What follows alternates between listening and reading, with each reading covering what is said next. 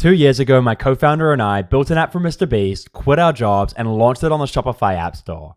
If you fast forward to today, we're doing millions in revenue and work with clients like Hexclad, Opoly, Represent, and Meshkey. It has been an absolute ride over the last 2 years, and it's about to get even crazier as we launch our biggest feature yet. I'm so excited to announce the launch of our new address validation product, a pain point that we heard constantly from our merchants that they want to validate addresses at checkout, but they don't want to have to pay for every single order like the current vendors are offering them. So my team and I came up with a better idea, the first address validation software that's built to get cheaper over time.